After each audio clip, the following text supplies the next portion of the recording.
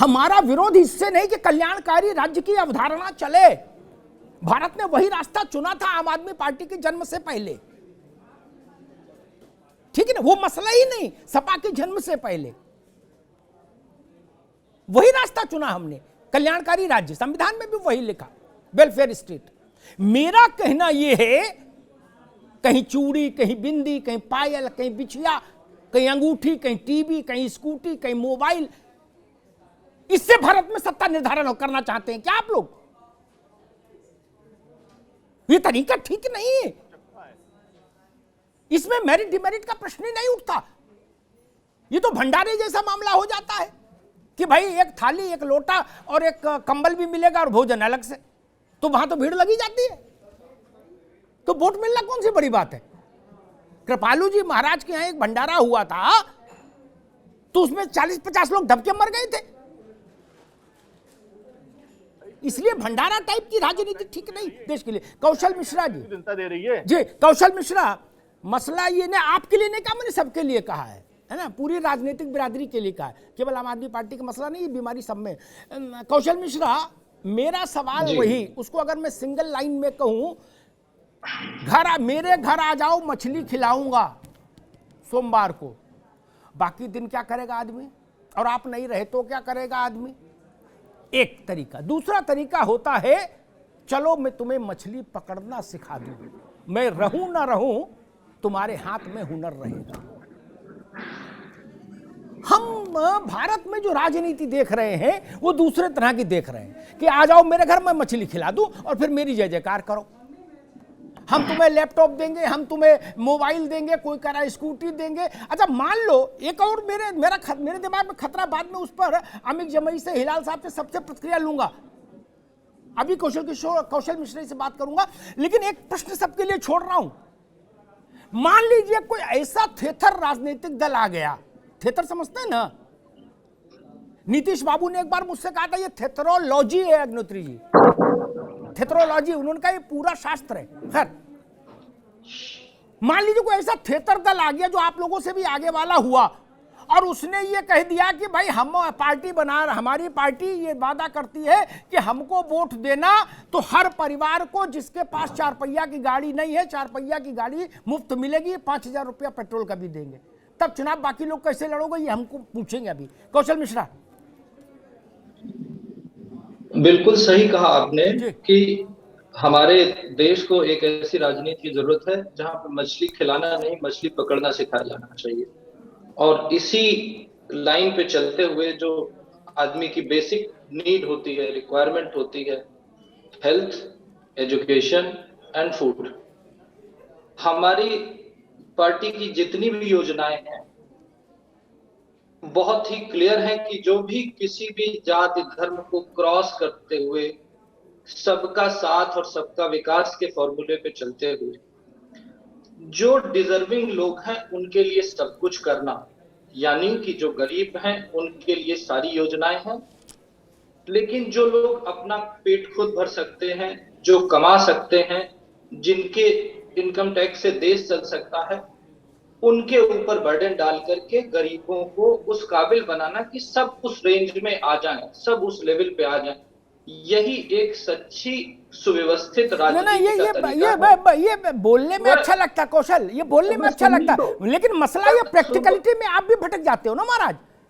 आप भी कहते हो आओ 2-2 हाथ कर लो। देखिए सर, सुन तो लीजिए, जिस तरीके से आम आदमी पार्टी अपना एक फॉर्मूला लेके आई है कि जब हम आएंगे तो बिजली पानी फ्री कर देंगे, ये कर देंगे, वो कर देंगे।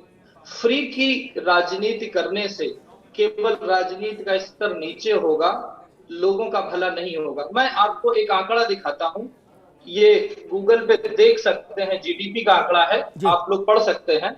मैं उसको पढ़ना चाहता हूं कि उत्तर प्रदेश का जो जीडीपी है वो 14 करोड़ 60 लाख मिलियन है, और जबकि प्रदेश की आबादी है करीब करीब 22 करोड़ के आसपास।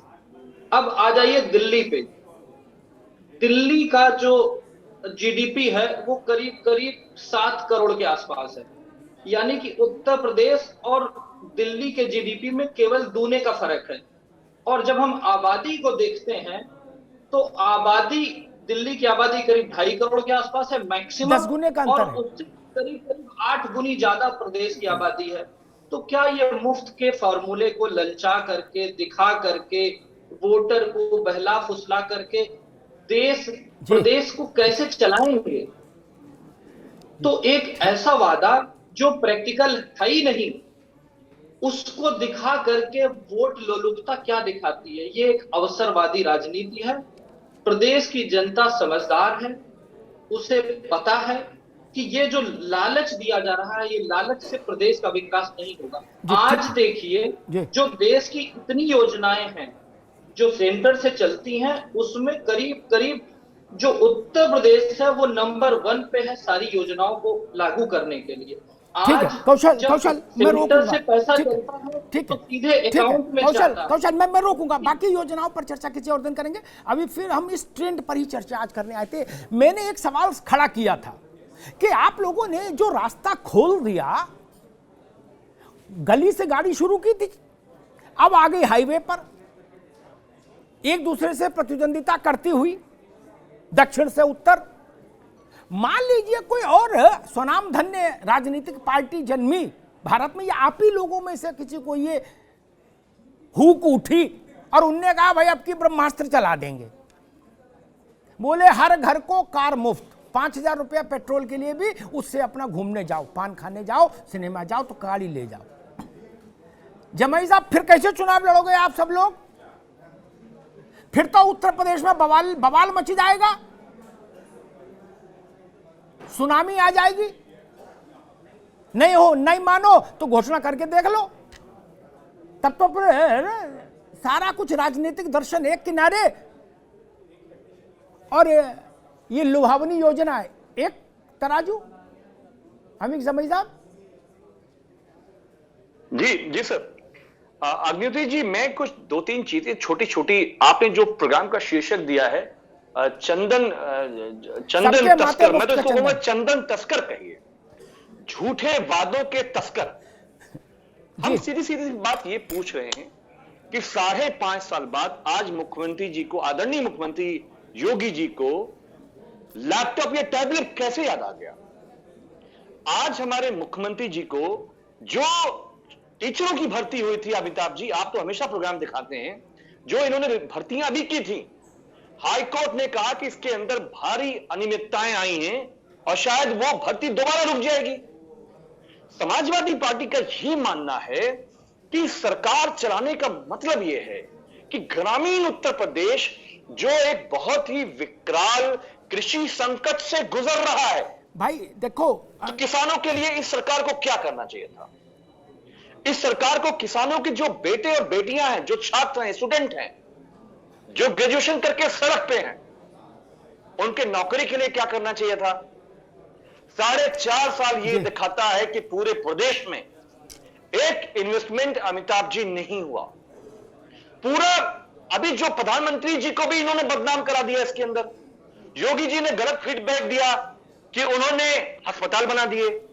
आप बताइए कि जौनपुर में जो राज्य मेडिकल कॉलेज है, जो राजकीय मेडिकल कॉलेज है, अखिलेश यादव जी के जमाने में 17 में उसको लॉन्च होना था, 17 से लेकर 21.5 तक इन्होंने उसमें एक ईंटा नहीं रखने दिया, ऊपर से कपड़ा और जाली लगा के। अमिताभ जी तस्करों से, झूठे तस्करों से पूछिए। ठीक मेरा ठीक है, मेरा ठीक है जब भाई एक बार रुकना होगा।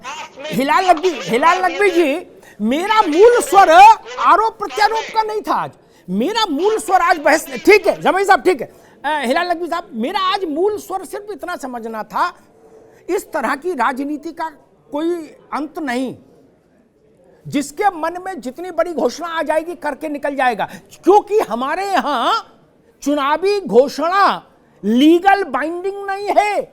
मैंने इसके लिए भी एक मुहिम चलाई थी, आपको याद होगा, कि घोषणा पत्र को कानूनी दस्तावेज की मान्यता दीजिए, फिर कहिए हम गाड़ी देंगे, लैपटॉप देंगे, स्कूटी देंगे, हवाई जहाज देंगे, 1-1 किलो सोने की ईंट देंगे, चाहे जो बोलिए, चंद्रमा पे प्लॉट देंगे, बोलिए, उसके बाद जेल जाइए। अभी तो गाल बजाओ और निकल के भागो। नकवी साहब, जी अमिताभ भाई, आपका डर निर्मूल नहीं है। 2014 के चुनाव में 15-15 लाख की घोषणा हम लोग सुन चुके हैं कि हर एक को जो है वो काला धन लेके आया जाएगा और 15-15 लाख मिलेगा। काला धन भी नहीं आया, कुछ पता भी नहीं लगा कहां गया काला धन, और 15 लाख तो भूल ही जाइए। तो जो आप गाड़ी की बात कर रहे हैं, जो आप पेट्रोल की बात कर रहे हैं, उसकी घोषणा तो की जा चुकी है, और आज वो हमारे प्रधानमंत्री भी हैं जिन्होंने ये घोषणाएं की थी। तो इस वजह से आपका बिल्कुल सही डर है कि ये जो आपने नाम दिया है टेक्नोलॉजी, या जो नीतीश बाबू का दिया हुआ नाम है, तो वो शुरू हो चुकी है। अब सिर्फ यह है कि ये हांडी कितनी बार चढ़ेगी, ये देखने वाली बात है। बिहार ने भी इसको देखा है। हिलाल भाई, बिहार तो में मुश्किल हिलाल भाई, अमिताभ भाई बात पूरी हो जाए। देखिए, आपकी जो बात है उसी को कह रहे हैं। बिहार में जिस तरह से खड़े होकर के भारतीय जनता पार्टी ने बिहार के लिए पूरा एक पैकेज दिया था कि हमारी सरकार बन जाएगी तो पैकेज देंगे, आज तक नहीं आया, वो भी टेक्नोलॉजी था। और आपका डर बिल्कुल सही है जी, ठीक कि इस तरह के राजनीतिक दल वादे करेंगे फिर गायब हो जाएंगे। इनको सबके ऊपर कानूनी बाध्यता होनी चाहिए, और बिल्कुल होनी चाहिए। मैं वही कह रहा था, वो बहुत जरूरी है, क्योंकि इसमें 19-20 का फर्क हो सकता है, बाकी लंबाई चौड़ाई में है सब बराबर।